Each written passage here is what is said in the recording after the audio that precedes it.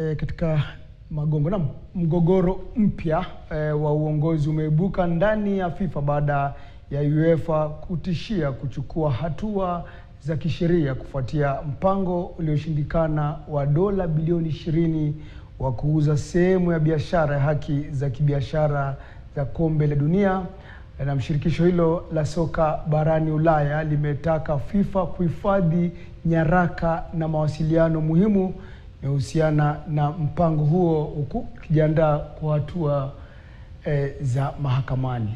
Na wakati huo huo, shinikizo zinaendelea kuongezeka kwa rais wa FIFA Gianni Infantino kujiuzulu, huku baadhi ya mashirikisho ya soka ya Ulaya yakiondoa uungwaji mkono wao na UEFA kianza kutafuta mgombea mbadala kushiriki uchaguzi wa urais wa FIFA.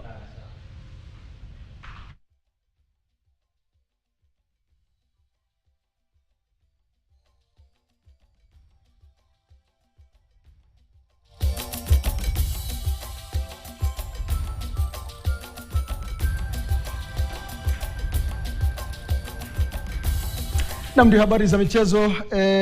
Mwelekezo wangu Okedi aliniambia yeye alisomea shule ya Kakamega High.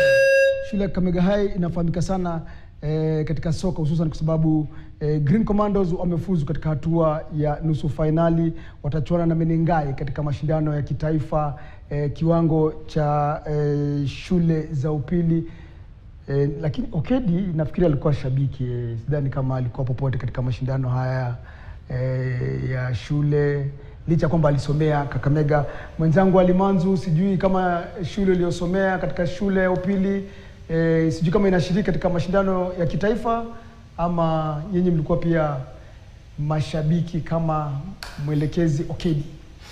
Tulikuwa mashabiki, lakini wakati ule kidogo nadhani upande wa mpira wa vikapu tulikuwa tunafanya vyema pale Changamwe, na pia soka ile ya pale wakati ule ulikuwa ni zile wilaya kwa tunafanya vyema, na ingawa kidogo pia tulikuwa mashabiki kwa wingi, si sana kwenye michezo, lakini baadaye pia mpira wa magongo nadhani pia tulikuwa tunafanya vyema zaidi katika eneo lile la ukanda wa Mombasa pale. Bila shaka. Na mashindano hayo Manzu yatatamatika weekend. Ukipata nafasi tuende bwana katika shule ya M-Pesa Foundation Academy kule Thika, kaunti ya Kiambu, angalau tujimwae na tukishabikia talanta zinazochipuka katika michezo hapa nchini, mashindano ya shule za upili. Bila shaka tatafuta muda huo. Asante sana Hassan Juma kwa taarifa hizo za michezo. Mtazamaji, basi hatuwezi kukamilisha taarifa zetu. Asante sana kwa kutazama, bila kukuletea taarifa za utabiri wa hali ya anga hapo kesho ambao utakaofuata kutoka kwangu. Sina la ziada. Asante sana kutazama taarifa hizi. Taarifa zaidi utazipata kwa lugha ya Kiingereza mwendo wa saa 3 usiku huu. Hadi wakati mwingine, endelea kutazama. Kwaheri kwa sasa.